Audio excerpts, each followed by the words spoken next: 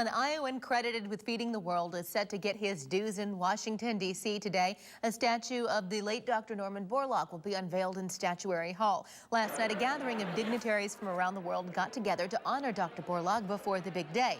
A mix of Washington elite and a whole lot of Iowans attended the reception at the National Press Club. Governor Branstad, the statue's sculptor, and a handful of Iowa's farmers all expressed their excitement.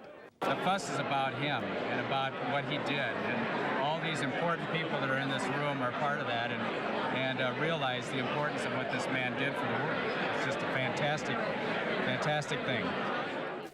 The reception was put on by the Iowa Farm Bureau, the World Food Prize, and the Iowa Department of Cultural Affairs, all of whom have been working for years to get a Borlaug statue to Washington.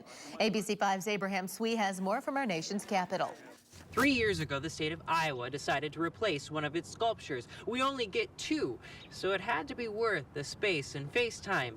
In Norman Borlaug, they found an easy sell. He really became the most significant agricultural scientist, I think, in all history. Ambassador Ken Quinn heads the Norman Borlaug Statue Committee. He's not the only one, though, who thinks Norm deserving of accolades. It makes all the sense to me that we actually have someone in that statuary hall dedicated to American agriculture. After a show of support from the Iowa legislature, Quinn and his team set out to find a sculptor. It's like the, state playoffs and, basketball with the quarterfinals and then the semifinals. Oh gosh, it was months. I mean, we literally, it was all I could think about. They narrowed it all the way down to Benjamin Victor. He had a passion for Dr. Borlaug, who he had never heard of before our proposal. But the more he read about him, the more enthralled he became, the more engaged he became. For months, Victor worked, making scale models, a maquette, a full-size clay model. The work was not easy. Get the blinders on and work and really try to do my best on the piece and then let the rest stand where it may. Eventually, it was time to make the final copy, one deserving of the U.S. Capitol. It's a media that's going to outlast all of us, and so you hope to have a subject that's worthy of that, and with Norman Borlaug, of course, I do have that subject. The committee had a plan. They wanted to unveil their statue on Norm's 100th birthday. Oh, they laughed at us.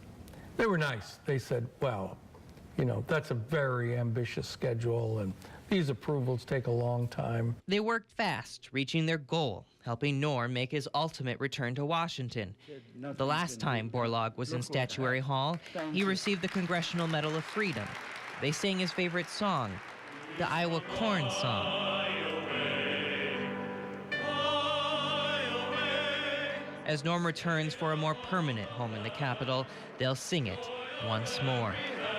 Simon Estes will do the honor singing Norm's favorite song. He'll be joined by many familiar faces, including Speaker of the House John Boehner and Borlaug family members. We are expecting a very packed house. In Washington, Abraham Swee, ABC 5 News.